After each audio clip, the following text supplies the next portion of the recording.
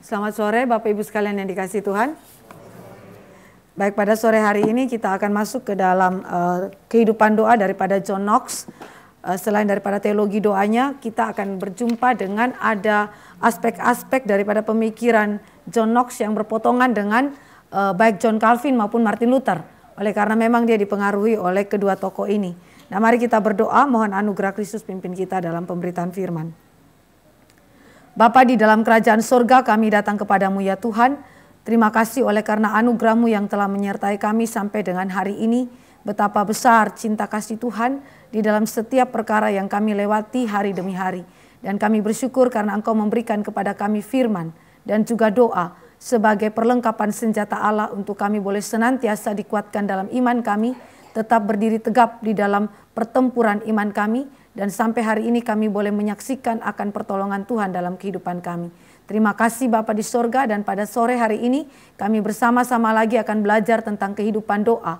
Biarlah Tuhan kami tidak sekedar mempelajarinya secara kognitif, tapi sungguh-sungguh seperti Luther, Engkau menjadikan kami sebagai praktisi-praktisi doa, baik secara personal maupun komunal. Terima kasih Bapa di sorga, kami serahkan waktu ini lagi ke dalam tangan pengasihan Tuhan. Dalam nama Yesus Kristus Tuhan kami berdoa. Amin. Baik Bapak Ibu, kita akan baca satu bagian firman Tuhan yang sangat mempengaruhi John Knox, yaitu Yohanes pasal 17. Doa daripada imam besar agung kita yaitu Yesus Kristus bagi para muridnya dan juga setiap orang yang percaya kepada kesaksian murid-murid Yesus. Ini adalah seluruh ayatnya ya, Yohanes 17 ayat 1 sampai dengan ayat yang ke-26 kita baca secara bergantian. Saya baca ayat-ayat yang ganjil, Bapak Ibu membaca ayat-ayat yang genap. Yohanes 17. Doa Yesus untuk murid-muridnya. Demikianlah kata Yesus, lalu ia menengadah ke langit dan berkata, Bapa, telah tiba saatnya, permuliakanlah anakmu supaya anakmu mempermuliakan engkau.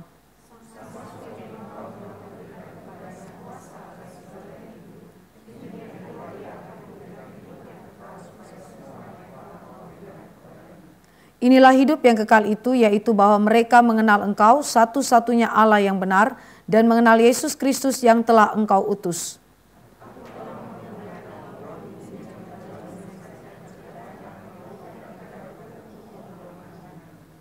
Oleh sebab itu ya Bapa, permuliakanlah aku padamu sendiri dengan kemuliaan yang kumiliki di hadirat-Mu sebelum dunia ada.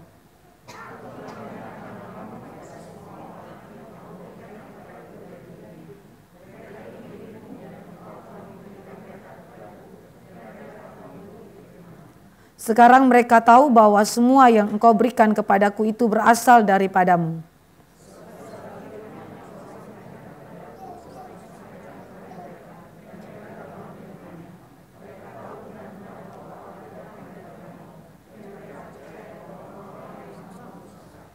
Aku berdoa untuk mereka, bukan untuk dunia aku berdoa, tetapi untuk mereka yang telah Engkau berikan kepadaku, sebab mereka adalah milik-Mu.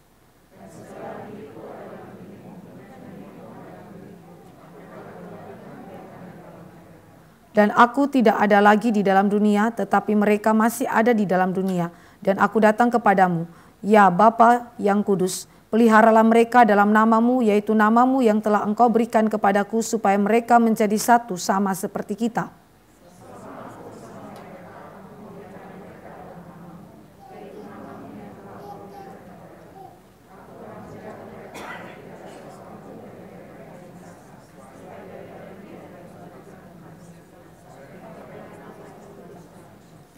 Tetapi sekarang aku datang kepadamu dan aku mengatakan semuanya ini sementara aku masih ada di dalam dunia, supaya penuhlah sukacitaku di dalam diri mereka.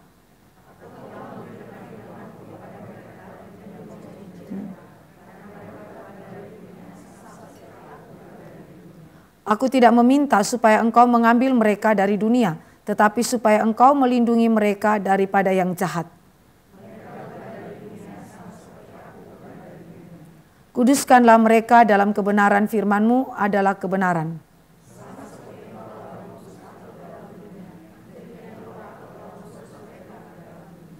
Dan aku menguduskan diriku bagi mereka supaya mereka pun dikuduskan dalam kebenaran.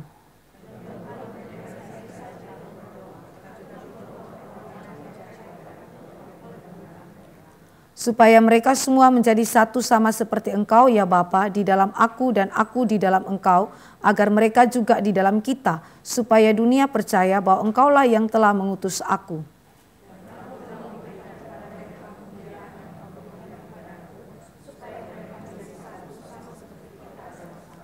Aku di dalam mereka dan Engkau di dalam aku, supaya mereka sempurna menjadi satu, agar dunia tahu bahwa Engkau yang telah mengutus aku dan bahwa Engkau mengasihi mereka sama seperti Engkau mengasihi aku.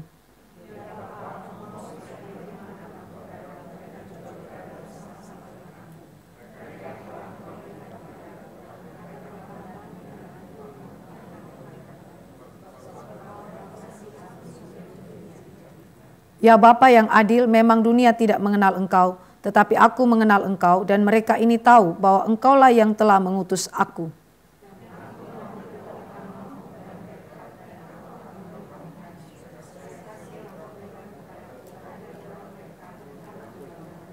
Demikian pembacaan firman Tuhan.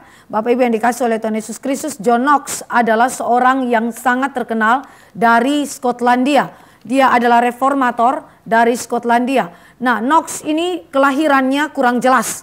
Ada yang bilang tahun 1505, ada yang bilang tahun 1513 hingga 1515. Nah, kita mungkin mengacu kepada Theodore Beza. Theodore Beza itu mengatakan bahwa kemungkinan Knox itu lahir sekitar tahun 1513 hingga 1517. Berarti itu beberapa tahun sebelum terjadinya reformasi. Dan itu berarti John Knox di dalam kehidupannya dia memperhatikan, dia melihat seluruh proses yang terjadi di Skotlandia yang dipengaruhi oleh reformasi Martin Luther. Nantinya di dalam masa remajanya dia. Nah, kalau kita memperhatikan Knox itu juga diperkirakan itu berkuliah ya, masuk di Universitas Glasgow ya, kalau saya nggak salah sebut ya. Glasgow atau di St. Andrew ya. Nah, tetapi dia masuk perkuliahan nggak tahu kapan dia lulus. Kenapa nggak tahu kapan dia lulus, saudara? Karena nggak ada catatan kapan dia lulus. Yang ada catatannya cuma dia masuk ke dalam universitas tersebut, tapi kapan lulus nggak ada yang tahu. Nah, Knox ini adalah sudah memiliki istri ya. Dia menikah, dia punya 2 orang istri ya. Yang satunya udah meninggal, dia menikah lagi ya Bapak Ibu ya.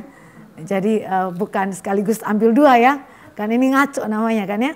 Tapi dia sudah punya istri yang pertama melahirkan 2 orang anak dan istri yang kedua melahirkan 3 orang anak. Berarti dia punya 5 orang anak. Dan dia bekerja sebagai pendeta. Dia sebenarnya sebelumnya itu adalah imam Katolik. Tapi kemudian dia menjadi pendeta Protestan. Bagaimana perpindahan dari Katolik menuju kepada Protestan? Nah, ini kita lihat sebagai suatu pertobatan yang terjadi dalam kehidupan John Knox. Dia juga adalah seorang pengkhotbah yang begitu terkenal, penulis yang tulisannya itu begitu ditakuti. Tulisan itu langsung mengkritisi secara politik kepemimpinan daripada Ratu Inggris. Ya, ini John Knox ya. Dia juga adalah seorang teolog dan juga reformator daripada Skotlandia. Nah, jadi di sini kita sedikit kenal daripada John Knox ya, seorang yang mungkin kita juga pernah dengar tapi mungkin kita nggak terlalu tahu tentang siapakah dia. Ya. Nah, dia punya julukan-julukan yang begitu terkenal. Dia disebut sebagai si peniup trompet Allah. Trompet itu biasanya suatu gambaran daripada usaha untuk memperingatkan jemaat Tuhan tentang misalnya bahaya yang terjadi, atau tentang apa yang dikehendaki oleh Tuhan. Nah, maka dia disebut sebagai si peniup trompet Allah. Di dalam konteks apa dia disebut sebagai si peniup trompet Allah, nanti kita akan lihat. Dia juga disebut sebagai si penulis atau si pembuat brosur. Karena dia rajin sekali membuat brosur, membuat tulisan yang melawan setiap pergerakan agama Katolik Roma pada abad pertengahan. Sekaligus pemimpin politik yang tidak bersesuaian dengan kehendak Allah. Ini Knox, saudara ya. Dia juga disebut sebagai Bapa Presbyterianisme di Skotlandia. Karena dialah yang mendirikannya. Dia yang mendirikan gereja Presbyterian garis Calvinis di Skotlandia. Dia juga disebut sebagai teolog doa. Dia sangat digerakkan dengan Yohanes pasal 17 ini. Tuhan bekerja di dalam doa-doanya untuk menolong setiap anak-anak Tuhan. Dan dia sangat digerakkan dengan doa itu. Dia meninggal kira-kira tahun 1572 ya di Edinburgh, Skotlandia. Nah, ini Knox punya kehidupan biografi secara ringkas kita bisa lihat. Nah, hal yang pertama yang saudara dan saya akan pelajari daripada John Knox adalah bagaimana perubahan daripada seorang Katolik menuju kepada seorang Protestan. Apa yang mempengaruhi John Knox ya? Tadi saya sudah singgung bahwa ketika dia dilahirkan di wilayah Skotlandia, saudara, dia mendapatkan begitu banyaknya pengalaman bagaimana orang berjuang untuk kemudian menegakkan kebenaran berdasarkan Alkitab, tetapi pada saat yang sama orang yang memberitakan firman mereka dibunuh mati. John Wycliffe, ya, ini adalah seorang yang berjuang sekali di wilayah Inggris untuk kemudian menerjemahkan Alkitab, tetapi kemudian dia juga dibunuh mati. Dia hidup jauh sebelum kehidupan daripada Martin Luther dan reformasi daripada Martin Luther. Tapi ada dua pengalaman yang cukup memberikan gerakan dalam diri John Knox. Kenapa dia melakukan reformasi. Dan reformasi daripada John Knox itu sifatnya revolusioner. Beda dengan gerakan reformasi daripada Martin Luther. Kalau Luther itu reformasi tapi bukan reformasi berdarah. Kalau John Knox itu reformasinya reformasi berdarah. Karena ada revolusi. Pergerakan yang harus akhirnya menumpahkan darah. Ini Knox. Itu sebabnya kalau saudara mau jadi orang reform, bisa sih seperti Martin Luther, tapi boleh juga seperti John Knox. Ada waktu namanya pertumpahan darah harus terjadi. Kadang-kadang demikian, saudara. Jadi revolusi itu apakah sesuatu yang dilarang di dalam kekristenan? Tidak dilarang. Revolusi boleh terjadi. Nanti kita akan lihat fondasi berpikirnya. Tapi revolusi yang jangan anarkis ya Bapak Ibu ya. Nah ini kalau kita lihat ini John Knox ini dia sikap, saudara. Nah jadi apa yang membuat dia itu berubah ya? Perubahan kepada Protestan. Saya pikir ini ada yang kita sebut sebagai konteks historis. Konteks historis melatar belakangi apa yang terjadi pada diri John Knox. Yang pertama, dia dipengaruhi oleh Patrick Hamilton.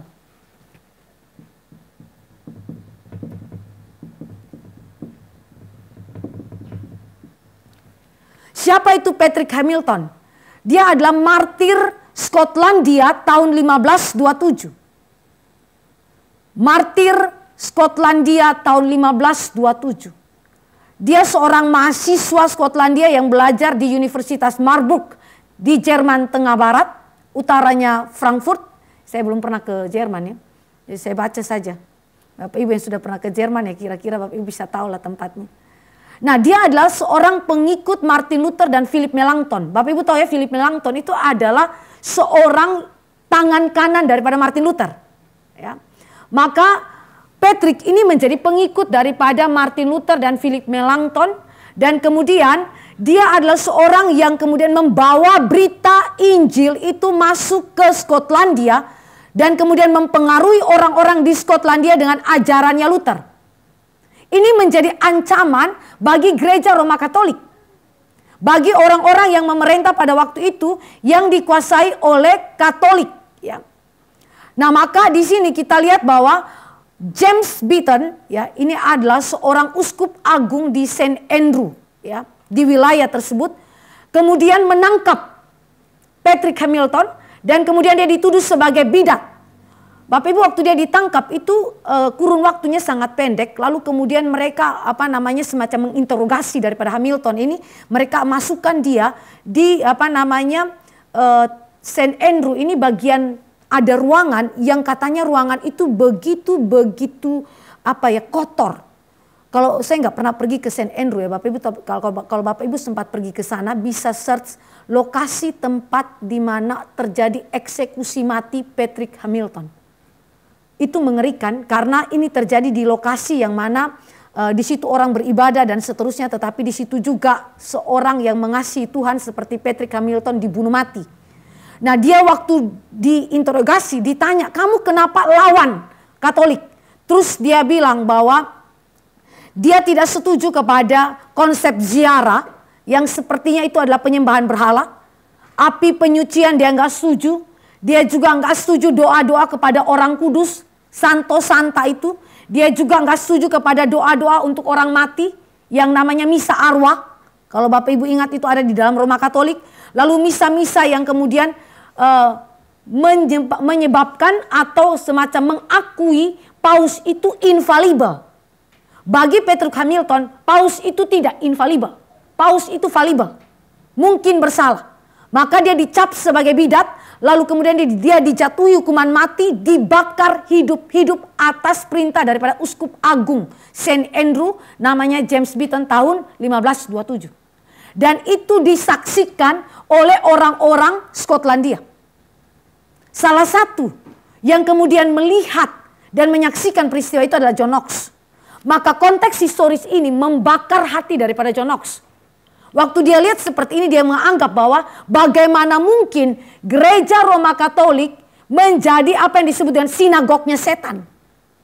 Dia bilang sinagog setan yang berasal daripada maut, dari tempat kiamat. Ini John Knox punya kata-kata. Dia begitu marah sekali terhadap situasi yang demikian. Padahal dia usia kira-kira masih remaja waktu dia lihat itu. Tetapi seorang remaja yang melihat kesetiaan iman seorang percaya dibakar hidup-hidup. Dan menariknya adalah doa daripada Patrick Hamilton sebelum dia dieksekusi mati. Di atas tiang eksekusi. Ini yang namanya doa yang menggerakkan John Knox. Dia bilang begini. Di depan tiang eksekusi Hamilton berlutut. Dan kemudian dia berdoa dengan tekun beberapa saat. Dan isi doanya itu adalah ketika api mulai menyelubungi tubuhnya. Mereka bakar pakai bubuk mesiu. Jadi itu apa namanya, api itu membakar dari kaki mereka sampai kepada kepala. Waktu api mulai kena ke tubuhnya, dia bilang begini, Tuhan Yesus, terimalah rohku. Berapa lama kegelapan akan menutupi wilayah ini, dan berapa lama engkau mengizinkan tirani orang-orang ini. Yang dimaksudkan orang-orang ini adalah antek-anteknya gereja Katolik Roma bersama dengan Paus pada waktu abad pertengahan. Dia berdoa, Tuhan, sampai kapan engkau izinkan tirani ini tetap berlangsung? Dengan kata lain, doa daripada Patrick Hamilton meminta agar Allah menyatakan keadilannya di tengah-tengah gereja, membersihkan gereja daripada kegelapan rohani dan memberikan terang atas gereja Tuhan. Dan di luar daripada pemikiran Patrick Hamilton, doa dia didengar oleh seorang remaja. Dan remaja itu dibakar hatinya oleh Tuhan. Kadang-kadang saudara, kita waktu bicara firman Tuhan, kita pikir anak remaja kita itu mental saja dengar firman. Tapi waktu dia lihat bukti hidup firman itu berkuasa atas hidup orang-orang percaya dan orang percaya setia sampai mati.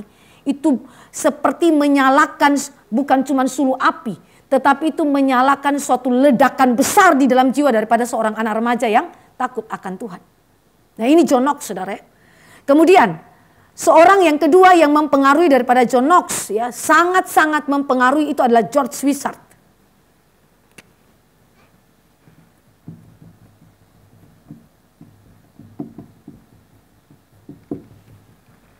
George Wishart juga adalah seorang martir Skotlandia tahun 1546. Kalau Patrick matinya tahun 1527, Wishart matinya tahun 1546. Dia juga disebut sebagai reformator agama di Skotlandia dan pengajar di Universitas Cambridge. Ya, ini seorang yang cerdas. Tetapi kemudian dia tahun 1544 dia meninggalkan Cambridge. Untuk apa saudara? Dia memberitakan Injil. Dia beritakan Injil di Skotlandia, dia khotbah dengan begitu luar biasanya di sana. Dan kemudian ketika dia berkhotbah, dia berbicara mengenai surat Roma. Tentang pembenaran oleh iman yang seperti Martin Luther itu khotbahkan. Kemarin, minggu yang lalu, kita baca di dalam Roma pasal 1 ayat yang ke-17. Orang benar akan hidup oleh iman. Bagi Katolik itu aktif, tetapi Tuhan membukakan pikiran daripada Luther sehingga statement itu bukan aktif tetapi pasif. Kita adalah penerima pembenaran daripada Allah. Kita bukan mengusahakan pembenaran itu. Maka Wishart khotbah dengan begitu luar biasa. Dia berkuasa dari Tuhan ya. Ini Wishart ini satu orang, kalau Bapak Ibu baca dia punya biografi ya. Ini orang gak takut apa-apa saudara. Dia benar-benar orang yang luar biasa. Ada satu gambar yang saya belum sempat kasih ke Pak Wage untuk tampilkan. Wishart itu khotbah selama 2 tahun di seluruh Skotlandia. Dan yang mendukung dia itu adalah seorang imam Katolik namanya John Knox.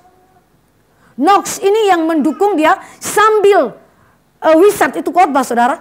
Di belakangnya itu Knox pegang pedang, saudara. Dia pegang pedang, 2 pedang di tangannya. Kenapa, saudara? Karena Wishart waktu berkhotbah, dia sedang berada dalam bahaya maut. Ya, ini sesuatu hal yang mengerikan ya, pada abad pertengahan antara Kristen, Protestan dan Katolik, saudara, itu perang. Jadi kalau Protestan maju, Katolik akan habisi Protestan. Pada waktu itu Protestan cukup lemah secara politik, saudara. Maka seringkali ditindas oleh Katolik. Ya, situasinya sedemikian. Sehingga waktu Wishart khotbah, saudara, karena orang ingin untuk membunuh mati Wishart, maka yang jadi pengawalnya itu John Knox. Dan semenjak Knox ikut Wishart, saudara, seluruh khotbah tentang Martin Luther punya firman yang diberitakan itu seperti menyerap masuk, bukan cuma menyerap, tetapi mempenetrasi seluruh kehidupan daripada John Knox. Saudara, kalau dia pegang pedang, saudara, itu artinya dia siap mati. Kalau berani ada orang bunuh Wishart, yang maju duluan itu John Knox, saudara. Ini orang luar biasa. Dia itu kayak apa namanya, jiwanya itu kayak jiwa pahlawan, saudara, yang gak kenal takut dengan urusan kematian. Ini John Knox ya. Begitu juga Wishart. Nah, pada satu waktu tahun 1945 akhirnya Wishart itu ditangkap di Skotlandia Selatan, lalu dibawa ke Edinburgh, dipenjarakan di St. Andrew lagi. Ini St. Andrew ini jadi pusat tempat pemenggalan, pembunuhan. Ya, bukan pemenggalan saja tetapi juga pembakaran daripada orang-orang percaya. Knox itu hadir di dalam penangkapan daripada Wishart. Ya. Dia juga mengikuti seluruh persidangan tersebut. Ya. Lalu dia bilang sama Wishart, saya ikut sama kamu masuk dalam penjara. Wishart bilang begini, jangan. Cukup 1-2 orang jadi korban. Ini luar biasa kalimatnya Wishart. Cukup 1-2 orang jadi korban. Kamu pulang. Pulang kepada anak-anakmu, kepada istrimu, perjuangkan iman. Cukup 1-2 orang, yang berarti Wishart tahu dia akan mati. Dia bicara itu kepada Knox. Dan Knox akhirnya pulang, tetapi pada waktu eksekusi terjadi, Wishart itu dapat hukuman gantung dan dibakar hidup-hidup, lalu di tubuhnya itu diikat dengan bubuk mesiu. Dan pada waktu terjadinya peristiwa untuk dia akan digantung, dalam perjalanan menuju kepada tiang gantungan, saudara, Algojo yang di samping daripada Wishart itu, mereka melihat betapa Wishart punya ketekunan di dalam doa dan firman luar biasa. Malah dia injili lagi si Algojo itu. Sampai Algojo itu waktu sampai di tiang gantungan, saudara, mereka nggak sanggup untuk menjalankan eksekusi mati. Mereka sampai minta ampun sama Wishart. Wishart, ampuni kami, Bapak ampuni kami. Karena mereka tahu Wishart tidak bersalah. Ini Wishart punya iman, saudara, sampai di tiang gantungan. Lalu ketika dia di tiang gantungan, saudara, 3 kali dia berlutut lalu dia berdoa. Dia berlutut, dia berdoa. Dia punya doa begini. Oh Juru Selamat dunia, kasihanilah aku. Bapa Sorgawi, aku menyerahkan rohku ke dalam tanganmu yang kudus. Aku memohon kepadamu, oh Bapa di sorga, ampuni mereka yang telah berbohong terhadap aku, yang telah memfitnah dia. Aku mengampuni mereka dengan sepenuh hatiku. Aku memohon kepada Kristus untuk mengampuni mereka yang tanpa memiliki pengetahuan telah menghukum aku. Lalu dia bilang begini, demi firman dan Injil yang sejati yang diberikan kepadaku oleh kasih karunia Allah, aku menderita pada hari ini di tangan manusia. Bukan dengan duka cita, tetapi dengan hati yang gembira. Wah, ini kata-kata nih seperti kata-kata yang keluar daripada kuasa Roh Kudus dan menggairahkan, menggerakkan api Roh Kudus juga di hati daripada setiap orang yang hadir. Dan saudara tahu yang hadir di situ John Knox. Wishart melanjutkan, sebab untuk inilah aku diutus supaya aku menderita dalam nyala api ini demi Kristus.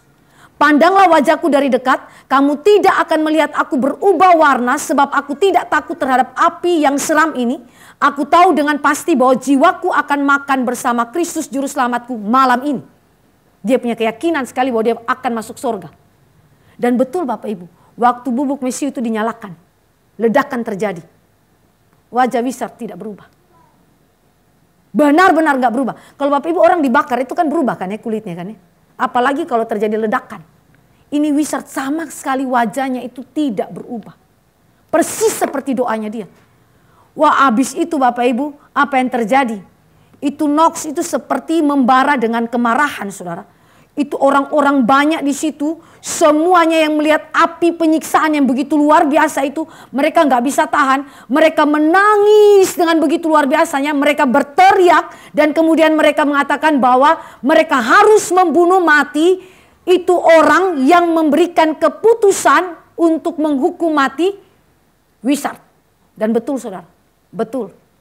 Apa yang terjadi? Duka cita yang begitu dalam hati John Knox. Kemarahan yang begitu dalam hati John Knox. Kemarahan yang dibangkitkan oleh api Roh Kudus dalam jiwa John Knox. Yang melihat 2 kali pembunuhan orang-orang yang tidak bersalah. Sehingga dia mengatakan bahwa Gereja Katolik Roma adalah sinagog setan.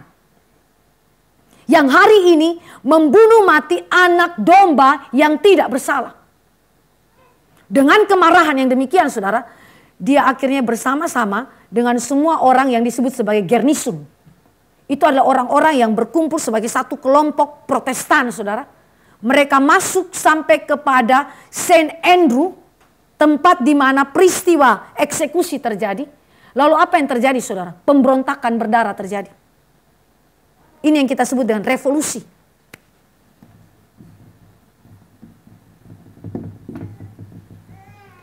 Revolusi terjadi karena apa? Karena gerakan Tuhan di dalam hati daripada John Knox. Jadi ini bukan revolusi sekedar sebagai suatu pembalasan dendam, bukan saudara.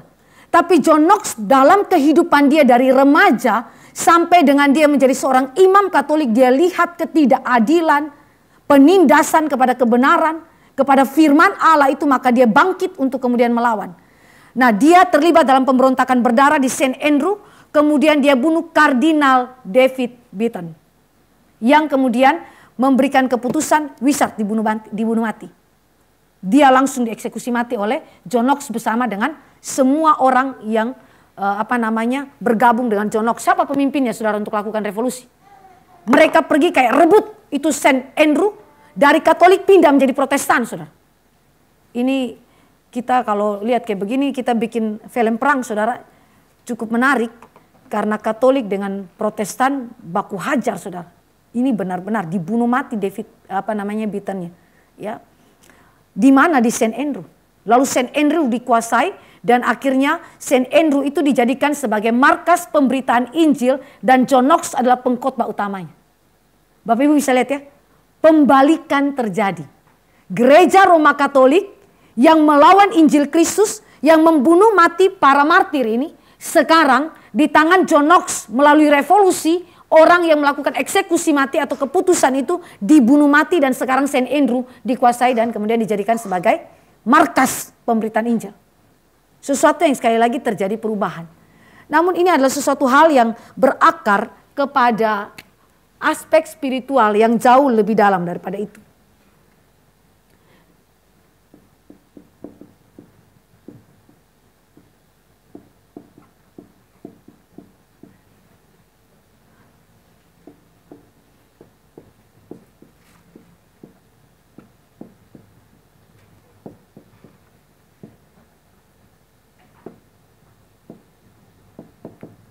Dua ini menjadi kunci utama kehidupan daripada John Knox. Kenapa John Knox itu melakukan perubahan yang begitu luar biasa besar di Skotlandia? Karena dia digerakkan oleh firman. Berbagai daripada penulis yang saya baca, mereka selalu bilang bahwa Roh Kuduslah yang membuat Knox itu berubah di dalam kehidupan personal dia. Ada semacam pembalikan daripada kehidupan yang lama menjadi hidup yang baru. Itu tergantung kepada pekerjaan roh melalui firman, yaitu dalam Yohanes 17. Dia melihat bagaimana Kristus berdoa. Kristus berdoa. Dan doa Kristus adalah doa yang bersifat kekal. Doa yang bukan saja berkaitan dengan keselamatan orang percaya, tetapi doa yang juga membawa orang-orang percaya itu untuk boleh setia di dalam kesaksian iman mereka. Sehingga orang lain juga boleh diselamatkan melalui kesaksian iman mereka. Maka di dalam hal ini Bapak Ibu dan saya lihat bahwa Knox berubah ya itu karena firman. Maka saya sama dengan kalimat daripada Martin Luther ya. Reformasi sebenarnya terjadi bukan karena kehebatan para tokoh reformasi. Tetapi seringkali yang terjadi dan yang paling utama terjadi adalah reformasi dilatar belakangi oleh firman. Roh menggerakkan seseorang dengan pengertian firman. Dan oleh firman terjadilah perubahan. Dan roh yang sama juga menggerakkan seseorang untuk berdoa. John Knox itu saking dia melihat Kristus punya doa bagi umat Allah, maka dia punya ketekunan yang begitu luar biasa juga di dalam doanya. Knox ini saudara dikenal sebagai teolog doa, sampai doanya itu ditakuti sama Ratu Skotlandia. Saudara. Ratu Skotlandia itu bilang begini, saya nggak takut sama yang lain, saya takut cuma satu, sama doanya John Knox. Saking doanya itu diurapi oleh Roh Kudus dan penuh kuasa. Ini Knox ya saudara ya. Maka di dalam hal ini hidup Knox itulah hidup yang dikuasai oleh firman dan hidup yang dipimpin oleh roh melalui doa. Sehingga setiap pergerakan daripada John Knox sampai kepada revolusi itu bukan pergerakan hanya sekedar konteks historis. Tetapi dia sudah ada di dalam situasi ini. Firman dan doa menguasai dia. Maka di sini Bapak Ibu dan saya bisa memperhatikan bahwa seluruh kehidupan daripada orang-orang percaya adalah orang-orang yang digerakkan oleh firman dan doa. Dan siapa tokoh di belakang ini? Allah.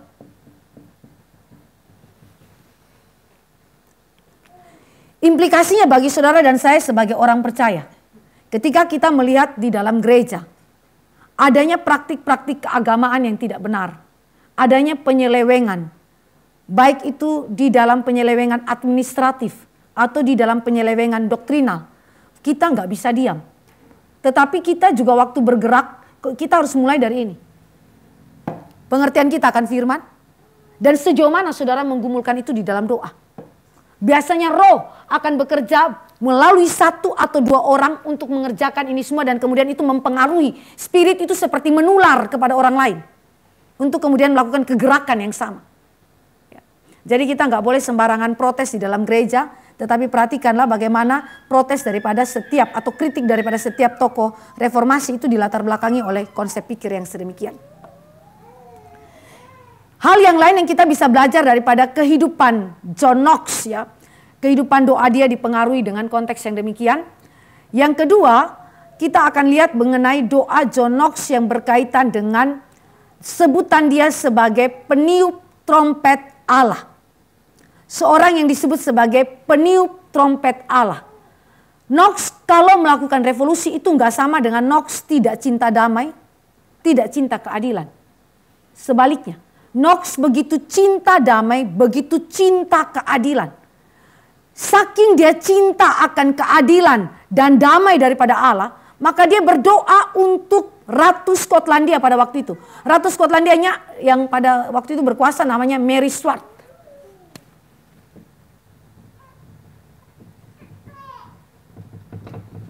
Ini Katolik ya saudara ya. Bedakan dengan apa namanya pemimpin ratu yang kita sebut sebagai Mary berdarah itu ya. Ya dari Mary Tudor ya. Kalau Mary Tudor itu ratu Inggris ya saudara ya. Tapi kalau Mary Stuart itu ratu Skotlandia. Ya. Pada waktu Knox ada di Skotlandia, yang terjadi adalah Mary Stuart itu yang memerintah. Apa yang dilakukan oleh John Knox? Seorang revolusioner adalah seorang pecinta damai dan keadilan Allah.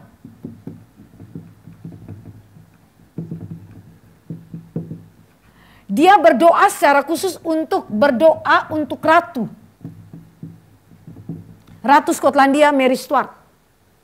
Doanya itu Bapak Ibu dia bilang begini. Terangilah hati pemimpin kami Ratu Mary dengan limpahan karunia dari Roh Kudus-Mu. Dan bakarlah hati dewannya dengan kebenaran dan kasih-Mu. Rendahkanlah kesombongan orang-orang yang mau memberontak terhadap kerajaan Allah. Ini doa yang dirangkum dari situasi politik. Bapak Ibu, pada waktu itu agama dan politik itu dekat sekali dan sulit dipisahkan.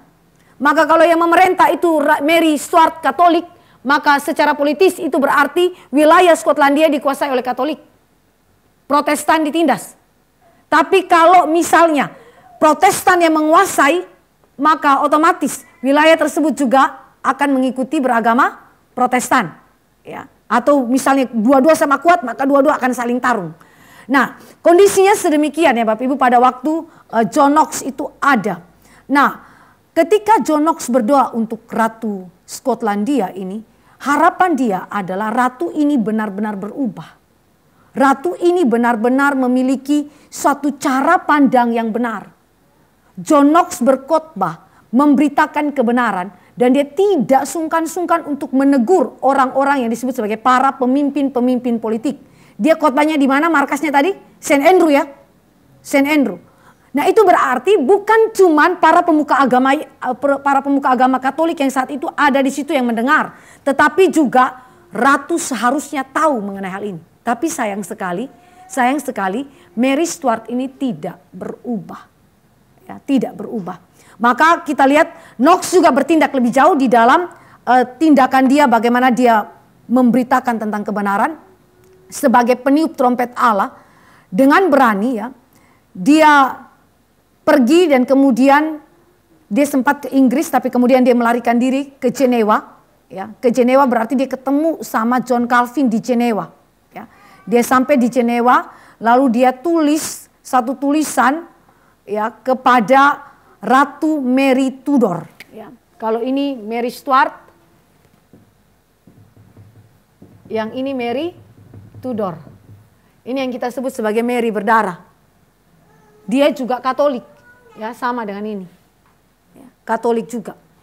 Dia habisi orang-orang Protestan. Ya, di dalam konteks Inggris itu banyak sekali terjadi eksekusi mati. Pada zamannya Mary Tudor ada sekitar 300 orang Protestan dibakar di tiang eksekusi di hadapan rakyat Inggris. 300 orang Protestan, saudara. Itu sebabnya untuk menyelamatkan diri, Knox lari dari Inggris menuju ke Jenewa. Sampai ke Jenewa dia dipengaruhi oleh John Calvin.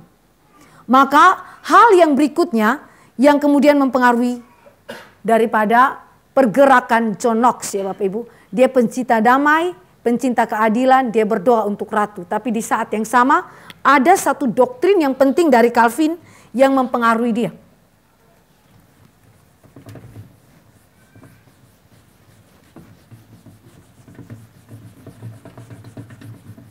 Calvin berbicara mengenai satu doktrin mengenai atau ajaran ya tentang hubungan antara gereja dan negara.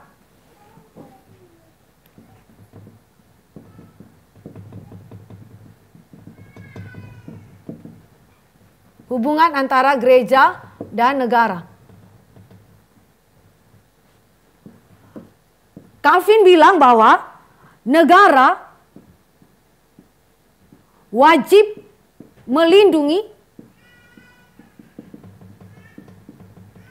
agama sejati.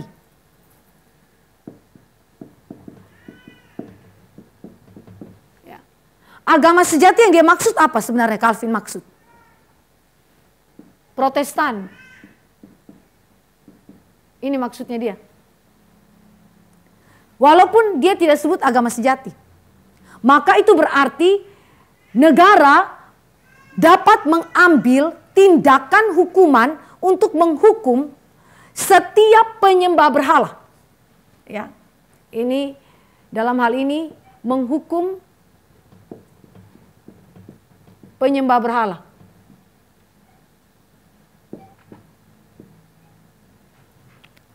Salah satu yang kemudian menjadi contoh peristiwa negara wajib melindungi agama sejati dan menghukum para penyembah berhala itu adalah Michael Servetus.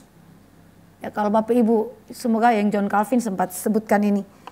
Michael Servetus itu adalah orang yang menentang doktrin Allah Tritunggal, saudara. Lalu dia berulang-ulang menyebarkan doktrin Allah Tritunggal yang gak benar itu. Lalu Calvin bilang begini sama dia, kamu jangan injak Jenewa. Kalau kamu injak Jenewa, saya pastikan kamu pasti dihukum mati. Itu betul, saudara. Betul terjadi. Begitu Servetus muncul di Jenewa, saudara, apa yang terjadi? Calvin langsung kasih surat kepada Dewan Kota. Ya. Dan akhirnya Dewan Kota ambil tindakan eksekusi mati. Ya. Eksekusi matinya ya dibakar juga, saudara. Tapi Calvin usahakan supaya jangan dibakar. Kalau dibakar tuh matinya tuh mengerikan ya, saudara. Jadi Calvin usahakan supaya jangan pakai tindakan yang seperti itu. Tapi lepas daripada itu, Bapak Ibu, John Knox sangat dipengaruhi oleh ini. Sangat-sangat dipengaruhi. Maka John Knox waktu dia kembali ke Skotlandia, saudara, dia kan lari, kan ya tadi saya jelaskan ya. Gara-gara Mary Tudor punya tindakan itu, dia lari ke Jenewa, dia dipengaruhi oleh John Calvin. Lalu dia balik lagi kepada Skotlandia. Ya. Waktu dia datang ke Skotlandia, saudara, apa yang dia lakukan di sana? Ini dia terapkan. Dia terapkan, saudara. Terapkannya bahkan dia bilang gini, kita berhak untuk memaksa. Wah, ini orang ini, saudara, orang pikir dia ini seorang yang agak ganas ya, kalau saya pakai istilah tanda petik ya. Dia kalau terapkan, saudara, nggak main-main, saudara. Ini seorang yang hebat sekali ya, si Knox ini ya. Dia keras sekali, dia tegas sekali soal urusan itu.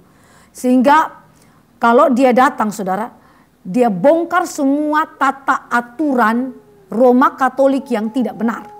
Dia tegakkan kembali liturgi dan juga seluruh sistem peribadatan yang benar. Penyembahan yang tidak benar, Santo Santa, api penyucian ya, yang meninggikan paus infalibel dan seterusnya, itu dibuang habis sama John Knox. Dia rombak semua. Lalu kemudian dia juga menegakkan tentang sistem presbiterian.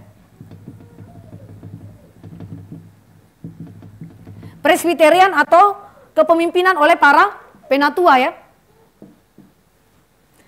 Dan di dalam sistem presbiterian diizinkan untuk jemaat memilih. Jemaat memilih siapa yang akan menjadi presbiternya. Ini adalah pengaruh dari Calvin. Sedangkan kalau saudara di dalam konteks Katolik, gak ada jemaat pilih uskupnya. Gak ada proses sistem seperti itu. Maka hari ini kalau gereja kita misalnya ya, memilih pendeta, memilih kemajelisan, memilih misalnya orang-orang yang duduk di dalam sinode ataupun di dewan konsistori. Kan itu kita pakai pemilihan kan ya Bapak Ibu ya. Calon-calonnya diberikan lalu kemudian kita pilih. Itu dapat dari mana? Dari sistemnya Calvinis. Begitu. Nah, Knox ini bawa semua saudara ke Skotlandia. Dia bawa semua, dia terapkan semua di sana. Nah, waktu kondisi yang sedemikian saudara, wah, sekali lagi Katolik terancam saudara ya. Katolik sangat-sangat terancam, tetapi di dalam hal ini Knox tidak mau peduli ya. Knox tidak mau peduli ya. Di dalam hal ini kita tahu bahwa Ratu Mary Stuart itu dia bilang bahwa dia nggak suka sama Protestan, dia nggak suka sama reformasi Skotlandia ya. Dan kemudian pada tahun 1571 Knox dituduh sebagai orang yang menghasut, mencemooh ratu. Dan dari mimbarnya Knox berkata begini, ya, ketika dia dituduh demikian, Knox bilang begini dari mimbar. Mengakui bahwa ia dengan berani telah menyebutkan kejahatan apa adanya. Ya, artinya Knox mengakui dia dengan berani menyebutkan kejahatan apa adanya. Seperti menyebut sekop sebagai skop, demikian juga Knox akan menyebut dosa sebagaimana dosa. Dan mulai saat itu saudara, Knox tidak lagi berdoa bagi sang ratu. Tadinya dia berdoa kan ya untuk Ratu Stuart ya. Tapi karena dia tahu Ratu Mary Stuart tidak suka sama Protestan, menolak reformasi Skotlandia, lalu dia bilang begini, saya tidak lagi berdoa untuk ratu. Kenapa? Karena saya tidak terikat untuk berdoa di tempat ini. Ya. Dan dia bahkan mengatakan bahwa Ratu Swart itu tidak berkuasa atasnya. Ini sesuatu hal yang menunjukkan bahwa dia berani lawan, saudara. Dari mana, saudara? Dari mimbar. Itu berarti dia menggerakkan jemaat, saudara. Untuk juga memposisikan diri. Ya, memposisikan diri seperti yang dinyatakan oleh Alkitab.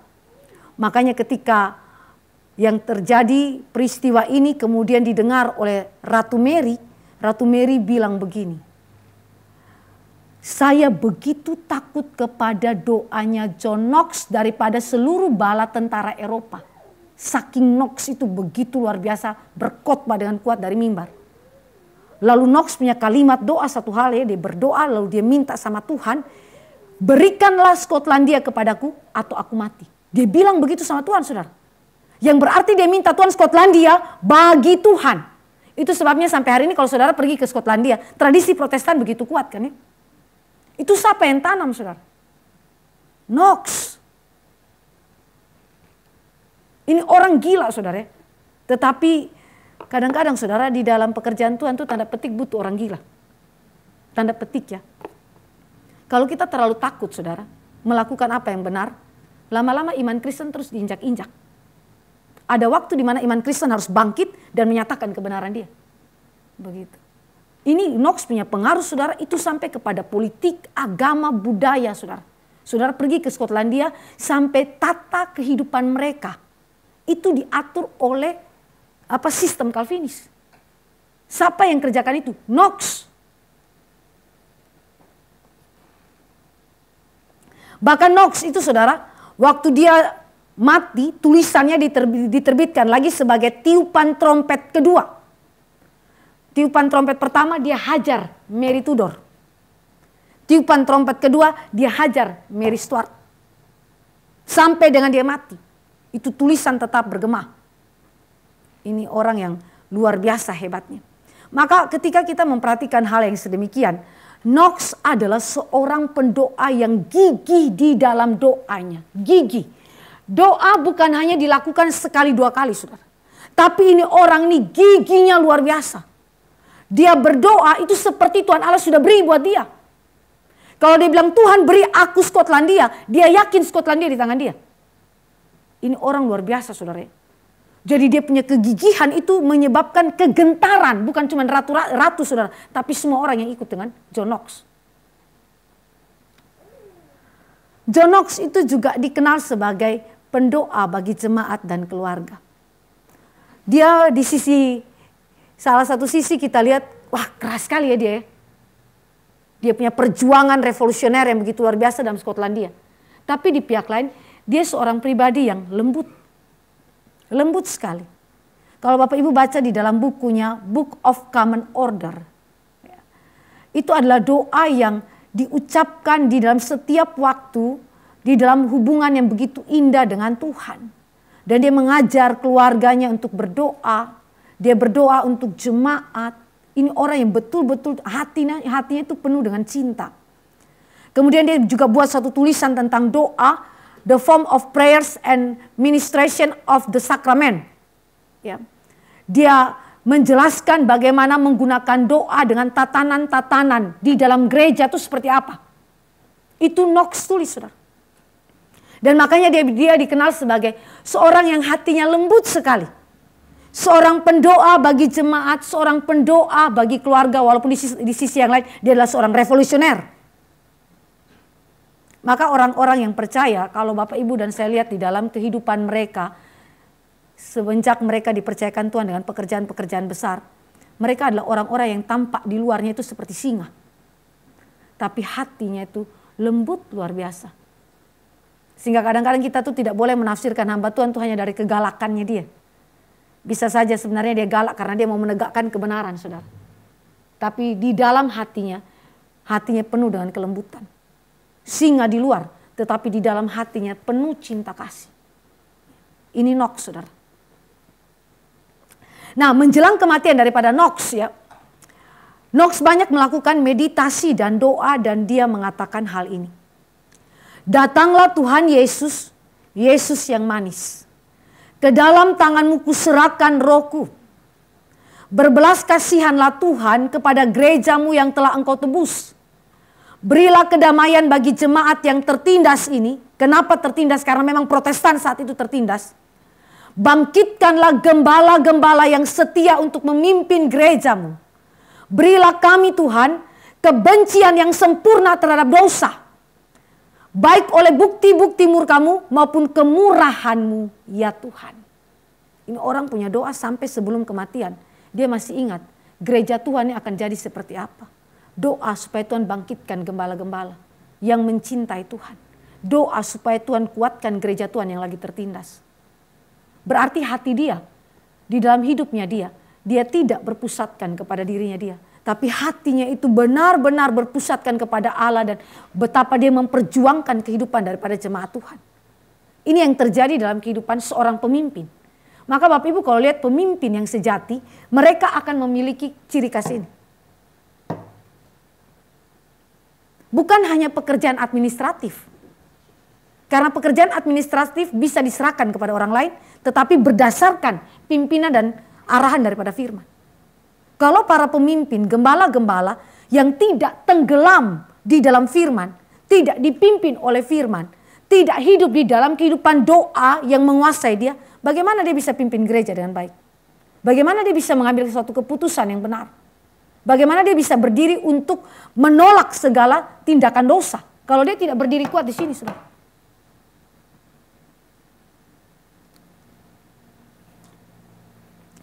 Nah, yang terakhir kita belajar mengenai teologia doanya John Knox. Kalau tadi kita sudah lihat bagaimana kehidupan Knox yang begitu berapi-api, sekarang kita lihat bagaimana kehidupan doa Knox yang terlihat di dalam tulisannya tentang Treatise on Prayer. 1553 kira-kira tahun penulisannya.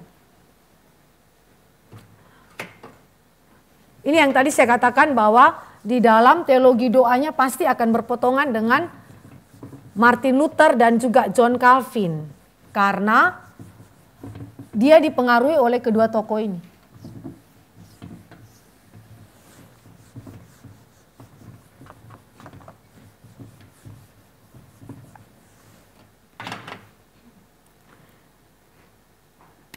Yang pertama, John Knox mengatakan bahwa doa adalah indikasi iman yang sejati.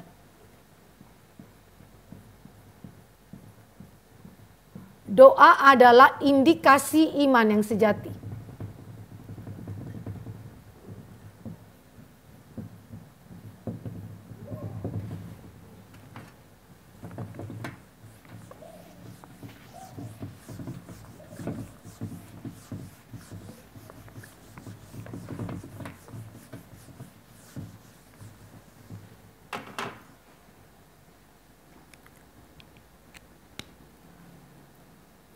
Doa merupakan buah yang melekat pada iman yang menyelamatkan.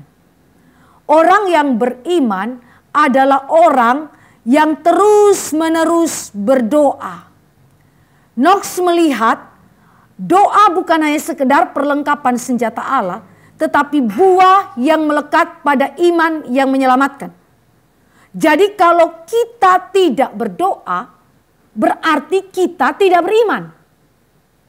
Itu Knox mengatakan demikian. Maka kelalaian di dalam doa adalah suatu dosa yang begitu serius di hadapan Allah. Knox mengatakan bahwa tidak berdoa berarti tidak beriman adalah dosa yang sama seriusnya dengan misalnya saudara melakukan perzinahan. Dosa yang sama seriusnya ketika saudara melakukan saksi dusta dan seterusnya. Jadi itu berarti ketika saudara dan saya lalai berdoa, entah doa secara personal ataupun doa secara komunal di dalam gereja, ini adalah suatu penyangkalan kepada iman karena doa melekat kepada iman yang menyelamatkan. Buah daripada iman yang menyelamatkan. Dia bilang begini, ada kalimat yang indah daripada John Knox, dia bilang begini. Doa yang sempurna, sempurna ini maksudnya bukan sempurna dalam arti tidak ada cacat celah ya, tapi yang maksudnya sempurna berarti benar, ya sesuai dengan kehendak Allah. Doa yang benar atau doa yang sempurna keluar dari iman yang sejati dan iman sejati menghasilkan doa yang benar. Saya ulangi, doa yang benar atau sempurna keluar dari iman sejati, dan iman sejati menghasilkan doa yang benar atau sempurna. Maka ini berarti ada korelasi yang tak terpisahkan antara iman dan doa. Semakin saudara dan saya imannya diperdalam, dewasa di dalam Tuhan, maka itu berarti makin banyak juga kita berdoa kepada Tuhan. Makin tekun juga, makin gigih juga kita berdoa kepada Tuhan. Harusnya demikian. Karena doa sejati lahir dari iman yang benar kepada Allah. Iman yang sejati menghasilkan doa yang benar. Kedua hal ini saling terkait. Kedua, doa adalah percakapan yang akrab dengan Allah.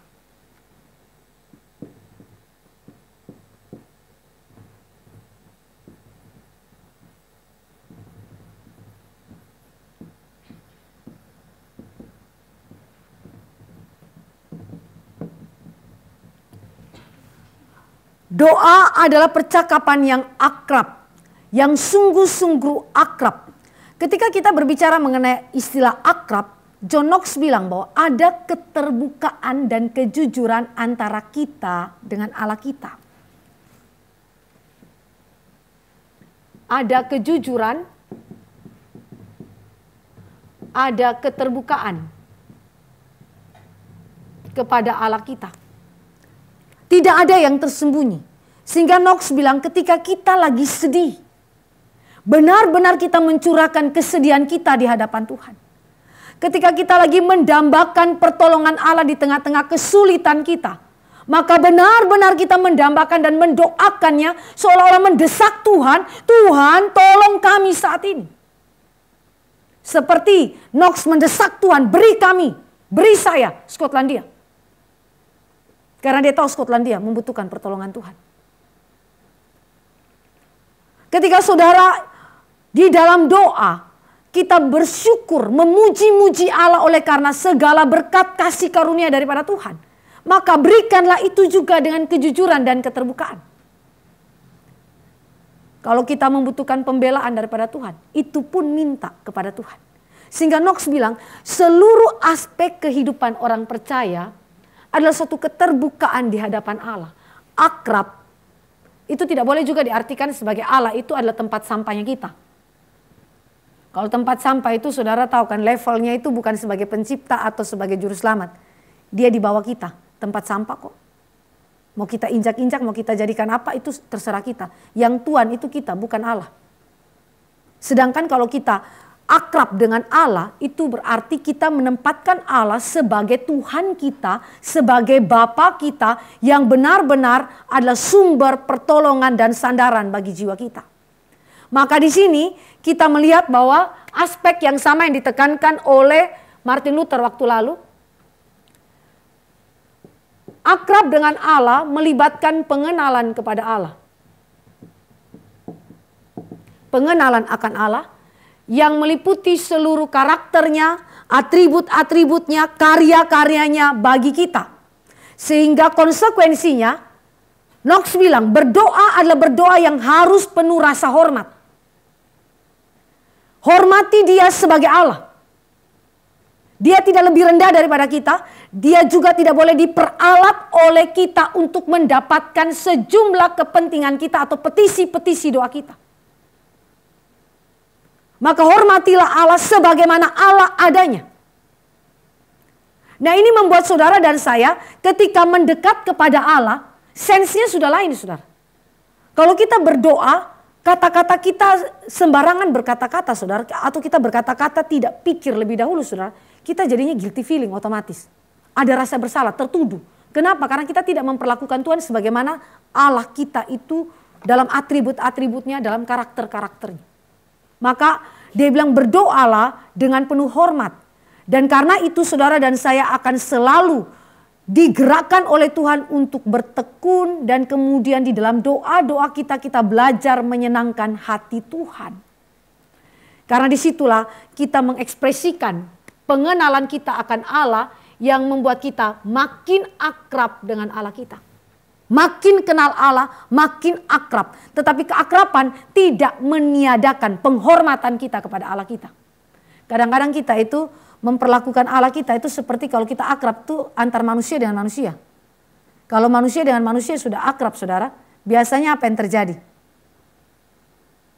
Kita seringkali tidak hormat lagi dia. Kita lupa dia itu siapa. Contoh, anak kita sama kita sebagai orang tua akrab ya. Tapi kadang-kadang anak itu lupa bahwa kita orang tua. Bukan sekedar temannya dia. Tetapi kita orang tua. Maka kalau orang tua berhak mendisiplin anak, berhak mengarahkan anak dan seterusnya. Tapi kalau anak yang terlalu dekat sama orang tua sampai membuang aspek otoritas, ini ngaco. Ya. Nah, ketika kita berhadapan dengan Allah juga begitu. Akrab nggak sama dengan tidak hormat. Akrab memberikan kepada kita cara pandang juga hormat di saat yang sama. Jadi ini dua hal yang terus ada dalam kehidupan kita sebagai orang-orang percaya, sehingga doa kita adalah doa yang benar-benar tulus di dalam iman kita kepada Allah kita. Ketiga, sama seperti Luther, doa orang percaya adalah doa yang digerakkan oleh perintah Allah dan janji Allah.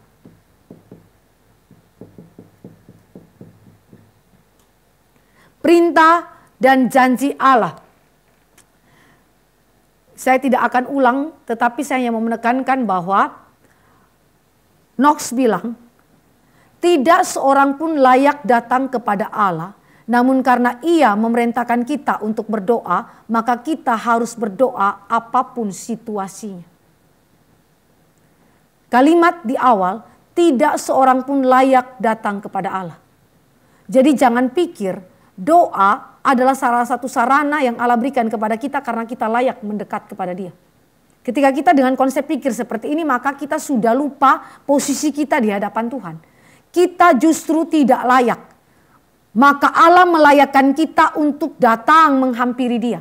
Dalam segala situasi. Dalam segala situasi berarti dalam keadaan sakit maupun sehat. Dalam keadaan suka maupun dalam keadaan duka.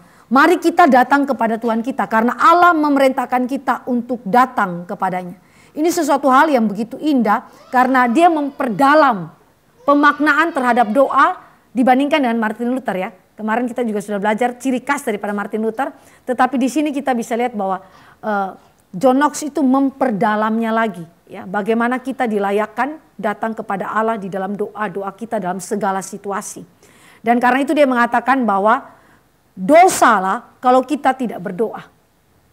Dosa kalau kita melalaikan doa. Seperti yang tadi saya katakan.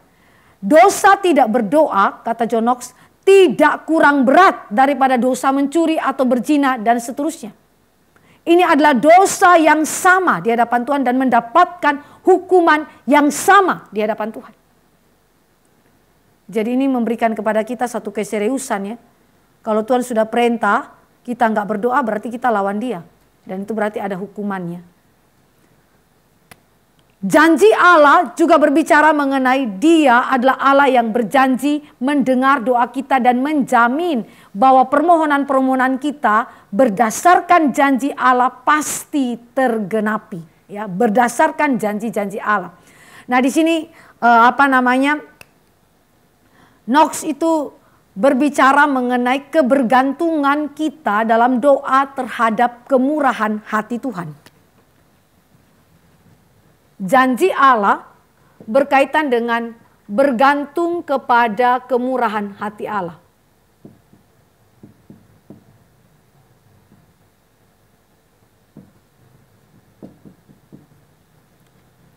Allah berjanji memberikan berkat-berkatnya bagi kita. Allah berjanji mendengarkan doa-doa yang dipanjatkan anak-anak Allah di dalam nama Yesus Kristus. Tapi di pihak lain, kita harus ingat bahwa ketika Dia akan menganugerahkan janji itu kepada kita, itu bergantung kepada kemurahan hati Allah. Kalau Dia mau memberikannya, puji Tuhan. Kalau Dia bilang tidak, tidak. Jadi kalau saudara dan saya menikmati begitu banyaknya kelimpahan anugerah Tuhan, anugerah umum, anugerah khusus saudara, itu semua adalah kemurahan hati Allah. Semata-mata karena kemurahan hati Allah. Knox bahkan menekankan, ketika Allah mendengar doa kita, itu adalah kemurahan Dia. Dia tidak wajib melakukannya bagi kita, tetapi Dia memberikannya dalam kemurahan. Dia mau dengar doa kita saja, itu sudah kemurahan, saudara. Jadi belum dapat jawaban ya, tapi baru dengar saja, itu sudah kemurahan Tuhan. Itu John Knox ya. Dengan begitu maka waktu kita berdoa itu kita berdoa dengan betul-betul ya penuh kerendahan hati di hadapan Tuhan. Tuhan dengarlah doa kami. Puji Tuhan, Tuhan mau dengar ya. Sendengkanlah telingamu kepada petisi-petisi doaku. Itu semua karena karunia Tuhan ya. Jadi kita bersyukur kita di dalam Tuhan. Kemudian aspek yang ketiga di dalam doa ya, ada berkat Allah. Ini bedanya dengan Martin Luther ya. Luther punya ada perintah, ada janji. Walaupun John Knox sedikit memperdalamnya. Kemudian ada berkat Allah. Ya. John Knox bilang begini. Allah itu sudah tahu semua kebutuhan kita sebelum saudara minta. Jangan pikir Allah nggak tahu apa yang kita butuhkan. Alkitab berkata bahwa sebelum kita itu mengeluarkan kata-kata kita untuk minta kepada Tuhan, Allah sudah tahu apa yang menjadi kebutuhan kita. Kalau Allah sudah tahu apa yang menjadi kebutuhan, kenapa harus berdoa? Pertanyaannya begitu kan ya? Kenapa harus berdoa? Knox jawab begini. Karena ada berkat Allah yang mengikuti doa-doa kita. Maksudnya adalah Allah akan beri berkat itu ketika saudara berdoa minta. Kalau saudara tidak minta sama dia nggak kasih. Jadi dia sudah tahu kebutuhan itu, tapi dia tunggu saudara minta sama dia. Ini kan sama kayak orang tua kan ya. Sudah tahu anak itu butuh apa, tapi dia mau anak itu datang minta sama dia. Dengan dia datang minta penuh hormat, dengan kerendahan hati, maka di situ kesadaran anak itu butuh orang tua. Benar-benar mengharapkan pertolongan dari orang tua. Maka disinilah Allah kita bekerja untuk membakar hati kita untuk terus-menerus mau datang kepada Dia dan meminta kepada Dia. Aspek yang keempat daripada doa. Menariknya, John Knox berbicara mengenai penundaan dan penolakan dalam doa. Aspek yang keempat, kelihatan gak ya? Penundaan dan penolakan dalam doa. Ini kita belum lihat begitu clear di dalam Martin Luther ya, tapi Knox berbicara hal ini. Mengapa Allah menunda menjawab doa kita? Knox bilang ada dua jawaban. Kenapa Allah tunda doa kita? Pertama, untuk melatih dan menguji iman kita. Jadi penundaan jawaban doa kita adalah sarana untuk melatih iman yang lebih besar kepada Allah. Semakin lama jawaban doa kita ditunda, semakin besar kesempatan kita untuk dilatih iman kita. Makin standar Dia. Itu maksudnya. Jadi bukan membuat saudara makin ragu terhadap Dia. Tapi makin dilatih. Makin terus dilatih untuk bersandar kepada Dia. Beriman kepada Dia. Penundaan dalam doa, jawaban doa juga adalah sarana untuk menguji ketulusan iman kita. Benar gak saudara tulus minta sama Tuhan?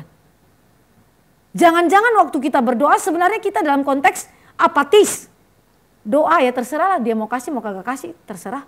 Intinya sudah tidak berharap lagi. Titik ketulusan jiwa kita ada di mana? Maka penundaan doa itu adalah sarana alat uji di hadapan Tuhan untuk iman kita.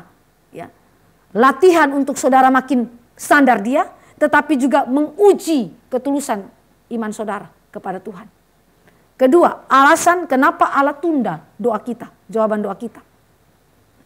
Supaya membuat kita lebih gembira dan menghargai ketika Allah jawab doa. Terlalu cepat jawab saudara, akhirnya kita remehkan Tuhan dan apa yang Allah beri buat kita. Gampang kok tinggal minta Tuhan, tinggal dapat. Ini enggak, Tuhan kasih proses. Supaya ketika saudara menerima dari tangan Tuhan, saudara makin bergembira, bersyukur. Tuhan, kami sudah tunggu lama sekali. Sekarang Tuhan beri. Itu kayak Elisabet sama Zakaria. Dapat Yohanes. Elisabet bergembira luar biasa karena aibku telah diangkat oleh Tuhan. Israel berabad-abad tunggu datangnya Mesias. Begitu Mesias datang, orang-orang saleh bersukacita. Sukacitanya itu luar biasa besar. Karena mereka sudah tunggu. Tunggu begitu lama. Sehingga mereka menghargai pemberian Tuhan itu. Tidak menyepelekan, tidak meremehkan. Anugerah saudara, kalau sering dapat anugerah saudara, seringkali akhirnya anugerah jadi barang biasa. Sudah lagi nggak dihargai. Nafas hidup ini saudara terima dari Tuhan anugerah. Tapi karena tiap hari, tiap detik kita dapat, kita anggap remeh kan ya. Kapan Bapak Ibu menghargai nafas hidup? Saat waktu sudah mangap-mangap kan ya. Udah setengah mati. Jantung kita mungkin sudah sakit sini sana, nafas sudah setengah mati, baru kita sadar, oh betapa penting nafas itu. Baru mulai bersyukur kepada Tuhan dan menganggap itu sebagai sesuatu yang begitu berharga. Maka penting adanya proses penundaan jawaban doa. Penolakan dalam doa. Kenapa Tuhan Allah tolak doa? Jawaban doanya, enggak mau terima. Yang pertama, ini ada tiga jawabannya daripada John Knox ya. Yang pertama, karena kita munafik. John Knox bilang, ketika orang-orang meminta kepada Allah hal-hal yang tidak mereka butuhkan. Doa seperti ini Allah tidak senang. Tapi seringkali kan kita juga nggak tahu apa yang kita butuhkan kan ya. Kita berdoa, kita pikir itu yang kita butuhkan. Ternyata di hadapan Tuhan itu bukan yang kita butuhkan. Maka di sini mediatornya siapa yang kita butuhkan? Roh Kudus yang berdoa dalam keluhan-keluhan yang tak terucapkan bagi kita. Sinkronisasi permintaan kita dengan kehendak Allah itu dikerjakan Roh Kudus. Maka ketika saudara berdoa di dalam kemunafikan, ya, ini menjadi sesuatu yang tidak menyenangkan Allah dan akhirnya Allah tidak jawab kita. Kedua, berdoa karena kita tidak percaya. Ada orang berdoa karena percaya, tapi ada orang berdoa tapi tidak percaya. Contohnya siapa Bapak Ibu? Zakaria ketika Tuhan Allah tegur dia. Tegurnya di mana? Di ruang kudusnya Tuhan. Waktu sedang menjalankan ritual penyalaan api atau persembahan ukupan. Itu persembahan ukupan itu berarti sedang berdoa syafaat saudara. Lalu Allah kasih malaikat Tuhan kan ya. Yang terjadi adalah dia berargumen dan dia tidak percaya sama Tuhan. Bagaimana itu terjadi? Tuhan bilang kamu gak percaya. Apa yang terjadi? Tuhan Allah hukum. Walaupun Tuhan Allah tetap jawab ya sesuai dengan rancangan Tuhan. Nah maka ketidakpercayaan adalah sesuatu yang menyebabkan Allah menolak doa kita. Knox bilang karena tidak ada hal yang lebih membuat Allah marah daripada ketika kita meminta sambil meragukan apa yang ia akan kabulkan bagi kita. Minta sambil ragu saudara. Karena dengan berdoa demikian kita meragukan apakah Allah itu benar, apakah ia berkuasa, apakah dia baik.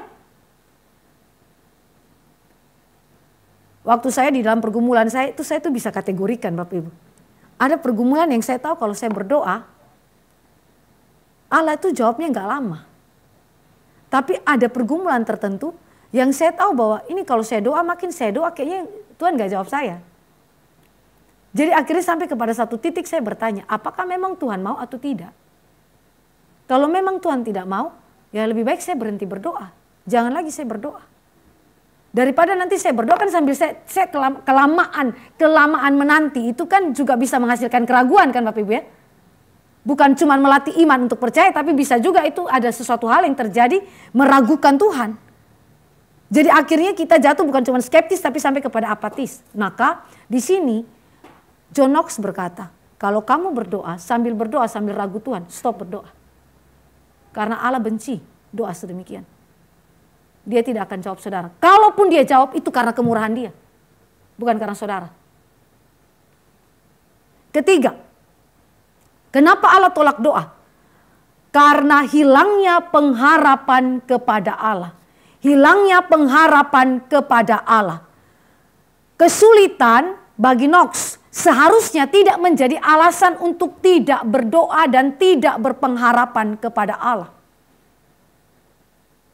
Jadi harusnya kesulitan yang terjadi makin mendorong saudara dan saya makin dekat kepada Allah. Tapi ada sejumlah orang Kristen yang ketika dia dihimpit oleh kekhawatiran, dia dihimpit oleh segala macam kesulitan yang terjadi, imannya itu tidak bertumbuh. Itu kayak benih kan ya, yang ditabur di antara batu-batu, dia mau bertumbuh tapi dia dihimpit oleh semak-semak. Akhirnya dia tidak lagi memiliki iman yang sesungguhnya begitu. Kehilangan pengharapan. Kesulitan itu saudara menjadi batu ujian bagi saudara dan saya. Apakah benar kita beriman kepada Allah atau tidak.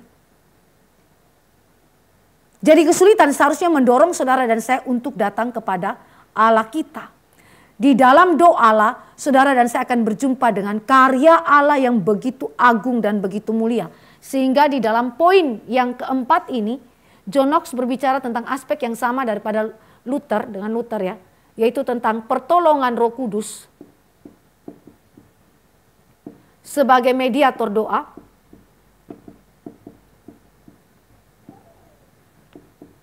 Dan karya Kristus yang menjadi dasar jaminan bagi doa orang percaya untuk didengar oleh Allah. Karena kita tidak layak, maka Kristus sebagai pengantara mewakili kita di hadapan Allah sebagai pengantara yang esa. Pendoa syafaat yang kekal bagi orang percaya. Dan yang terakhir, dia juga kembali berbicara mengenai objek doa dan tempat berdoa. Objek doa dan tempat berdoa.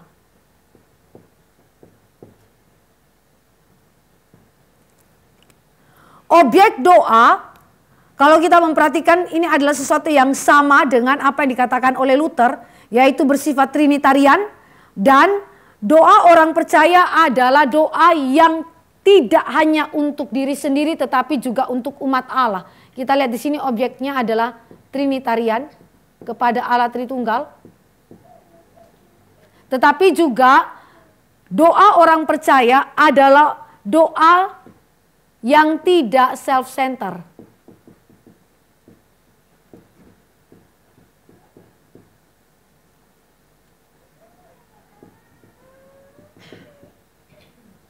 Jadi selalu berdoa untuk kehendak Allah dan untuk juga umat Allah. Atau orang lain ya. Atau sesama. Sesama di sini juga termasuk di dalamnya adalah musuh. Sama seperti yang dikatakan oleh Luther. Tempat berdoa itu ada dua ya. Tempat berdoa itu ini dikatakan secara privat maupun secara publik. Jadi saudara boleh berdoa di mana saja secara privat, tetapi juga berdoa secara publik di dalam gereja di tempat yang telah ditentukan. Ini adalah doa umum yang merupakan hal yang harus menjadi ciri khas daripada kehidupan gereja. Dan setelah John Knox itu meninggal dunia Bapak Ibu, gereja di Skotlandia adalah gereja yang dibentuk juga dengan kehidupan doa. Lepas daripada nanti terjadinya kemerosotan ya di dalam kehidupan rohani, tetapi buah iman dan perjuangan daripada John Knox itu benar-benar teraplikasi dalam kehidupan jemaat Tuhan di Skotlandia. Khususnya mereka yang berjuang di dalam iman Protestan. Ya, John Knox sudah mati, tetapi doa John Knox, api doa itu tidak berhenti. Ya, terus mempengaruhi kehidupan daripada umat Allah. Dengan 5 prinsip daripada doa ini, John Knox mempengaruhi kehidupan daripada gereja dan kemudian membawa gereja hidup di dalam pengenalan sejati akan firman Kristus. Ini saja yang saya boleh bagikan bagi kita sekalian. Berharap kita boleh dibangunkan ya dengan kehidupan daripada John Knox dan doa-doa daripada John Knox. Mari kita berdoa. Bapa kami dalam kerajaan sorga, terima kasih untuk anugerah Tuhan yang menyertai kami pada saat ini. Di dalam pemikiran kehidupan daripada John Knox yang begitu mempengaruhi Skotlandia secara politik, agama, dan sampai saat ini kami masih melihat jejaknya masih ada. Kami sungguh bersyukur kepada Tuhan dan kami berdoa biarlah gereja kami juga Engkau boleh bangunkan dengan firman dan doa. Biarlah Engkau juga memberikan kepada kami kuasa untuk boleh berdoa. Dan biarlah hati kami bertekun di dalam doa-doa kami oleh karena Engkau saja yang menggerakkan kami untuk berdoa dengan benar. Terpujilah nama-Mu Bapa, dalam nama Yesus Kristus Tuhan kami berdoa. Amin. Baik Bapak Ibu, apakah ada pertanyaan di sini? Diskusi silakan. Ya. Iya, alat Tritunggal, Bu. Ya. Seperti yang Luther kemarin. Ya. Ada lagi yang lain? Om Alicia?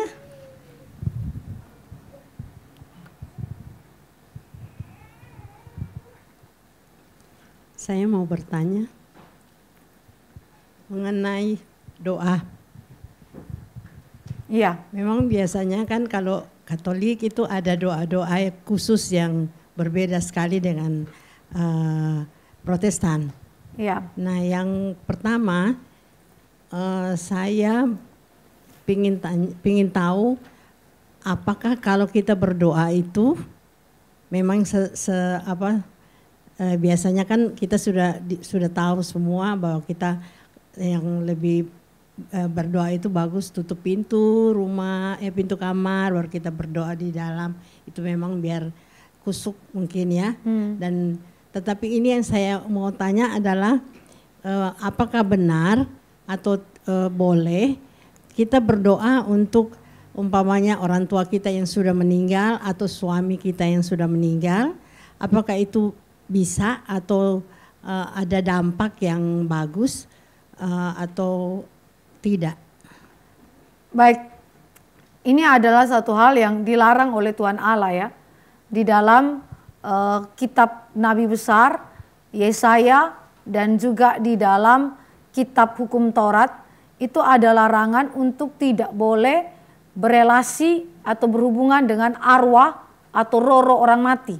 Bahkan meminta petunjuk kepada roh-roh orang mati, kan seringkali petenung-petenung itu juga pakai petunjuk-petunjuk yang demikian kan ya. Misalnya contoh di dalam Yesaya 8 ayat 19, dan apabila orang berkata kepada kamu mintalah petunjuk kepada arwah dan roh-roh peramal yang berbisik-bisik dan komat kamit, maka jawablah, bukankah suatu bangsa patut meminta petunjuk kepada Allahnya, atau haruskah mereka meminta petunjuk kepada orang-orang mati bagi orang-orang hidup? Lalu kemudian Yesaya bilang, carilah pengajaran dan kesaksian, ya, yaitu firman Allah. Jadi di sini Allah tidak menghendaki hubungan dengan roh-roh orang mati. Ya. Jadi itu berarti kita tidak boleh berdoa untuk roh orang mati. Begitu. Sama sekali nggak boleh ya. Nah kita ini belum ada waktu untuk berbicara misalnya tentang api penyucian ya secara spesifik. Lalu bagaimana dengan konsep argumentasi Katolik dan lain-lain, kita nggak punya waktu untuk itu karena sangat singkat ya Bu ya. Tapi secara prinsip di dalam perjanjian lama itu dijelaskan dengan clear. Tidak boleh berdoa untuk orang mati apapun dan termasuk meminta petunjuk apapun kepada orang mati, arwah dan seterusnya. Contoh Saul ya. Saul itu kan waktu dia menjelang sebelum kematiannya, dia saking takutnya begitu kan ya. Dia minta petenung untuk bertanya kepada Samuel yang sudah mati. Sedangkan Allah sudah bilang gak boleh. Petenung-petenung itu harus dihabisi dari tanah Kanaan, gak boleh ada itu. Tetapi dia masih melakukan itu, lalu dia minta seorang perempuan di Endor untuk berdoa minta rohnya Samuel itu bicara. Nah, memang ada beberapa penafsiran, apakah benar itu roh Samuel, roh orang mati yang datang? Ataukah itu bukan Samuel? Ada yang bilang itu bukan Samuel, ada yang bilang Samuel. Tetapi saya mungkin ada di posisi itu sangat mungkin Samuel. Maksudnya gimana? Ini semacam exception yang Allah berikan sebagai hukuman. Apa yang dikatakan oleh Samuel itu sebagai ya dia roh orang mati yang Allah izinkan untuk ada di situ dan kemudian berbicara, dan semua yang dikatakan oleh Samuel itu benar terjadi kepada Saul. Waktu dia mati apa yang terjadi persis sama. Dan ada penafsir yang mengatakan bahwa itu exception yang Allah berikan sebagai hukuman. Jadi jangan pikir bahwa kalau minta roh orang mati datang itu berarti blessing dari Tuhan. Bukan, itu kutukan. Kebinasaan dari Tuhan. Begitu. Jadi seharusnya kita nggak boleh sama sekali berdoa untuk roh orang mati. Ya. Tidak ada lagi hubungan antara orang hidup dan orang mati, kata pemazmur. Ya. Ada lagi yang mau bertanya?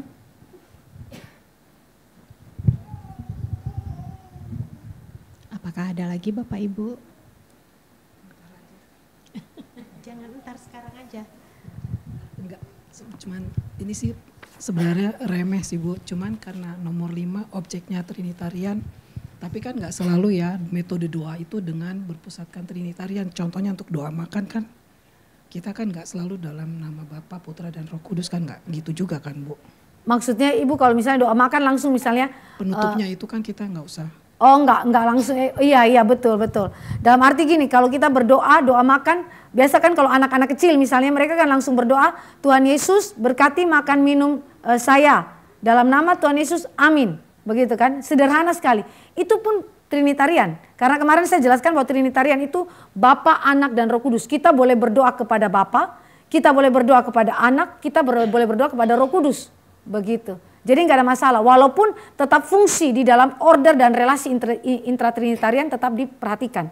Bapa sebagai pribadi pertama, Anak sebagai pribadi kedua berdoa dalam nama Yesus. Lalu Roh Kudus sebagai pribadi ketiga yang menolong kita untuk berdoa.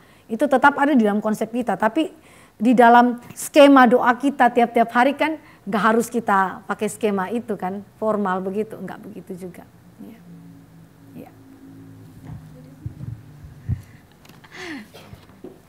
Seringkali dalam doaku sering ragu gitu ya Bu ya. Kayak contohnya cicilan yang harus gereja bayarkan buat beli tanah sekitar kurang lebih 2 miliar per bulan gitu. Kadang aku suka mikir, aduh gajinya aja seringnya di Bekasi itu 1 digit. Kok ini kurang lebih 250 jemaat, mau gimana ini 2 miliar per bulan. Kadang buat berdoa, Tuhan pimpin ya dalam gereja ini bisa mampu membayarkan 2 miliar per bulan tuh kayak rasanya ragu-ragu dan berdoa ya cuman kayak aduh dijawab nggak dijawab agak gimana gitu. Nah tadi kan Bu Grace bilang daripada ragu-ragu berdoa mendingan nggak usah. Tapi bagiku sih walaupun tetap ragu kita harus terus menggumulkannya, terus berdoa. Nah di situ aku agak bingung sih, maksudnya berhenti berdoa yang Bu Grace tadi bilang itu berhenti sejenak, terus nanti minta pertolongan Roh Kudus buat berdoa lebih sungguh-sungguh lagi, lebih pengen Tuhan bantu lagi buat tulus berdoanya atau gimana ya Bu? Ya, Bapak Ibu bedakan ini ya. Ada ragu yang bertolak dari tidak percaya dan ada ragu yang bertolak dari percaya. Contoh, ragu yang bertolak daripada iman itu adalah siapa?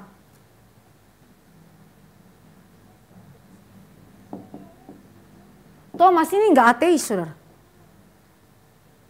Thomas ini kenapa Tuhan Allah datang? Memang Tuhan Yesus sempat tegur dia juga. Berbahagialah orang yang tidak melihat namun percaya kan ya.